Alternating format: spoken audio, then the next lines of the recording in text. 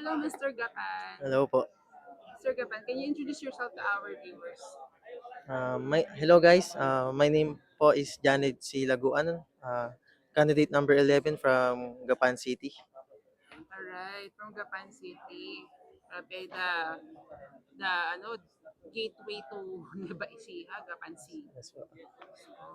So, how does it feel na you are I think you are the only candidate for Gapan for Mr. Nueva Ecija this Yes year, po. di ba? Ano Yes po. nararamdaman mo? I feel grateful naman po kasi syempre nandito po ako sa pageant na ito first time po.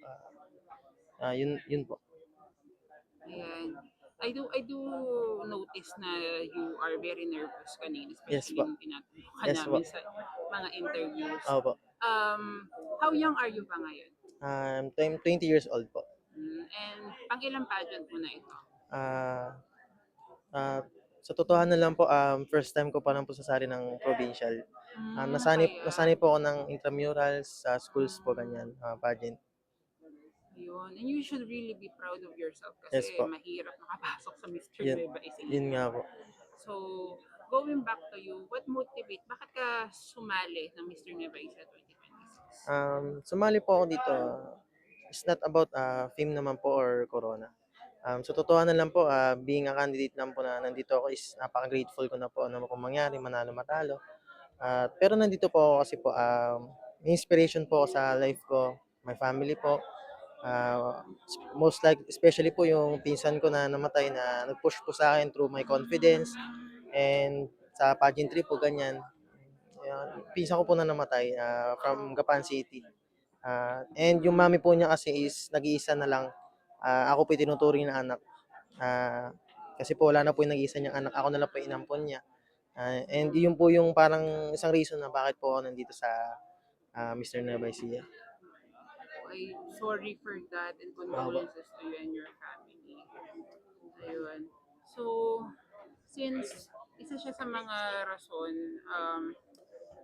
siguro meron ba siyang advice sa'yo in general sa buhay kung paano mo i-deal yung buhay in general? Mga advices niya po sa akin na naalala ko palagi, na nakatanim po sa utak ko is maging confident po. Wala naman daw pong perpekto sa buhay.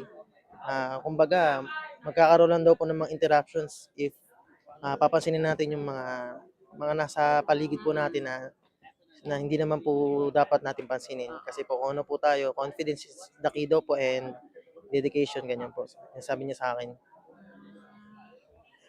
Pero ayun, since you are already presented na ngayon sa Yes po. media, sa public, as Mr. Gapan, the one and only Mr. Gapan for Mr. Nueva 2026, what is your message to all of your supporters, especially everyone from Gapan?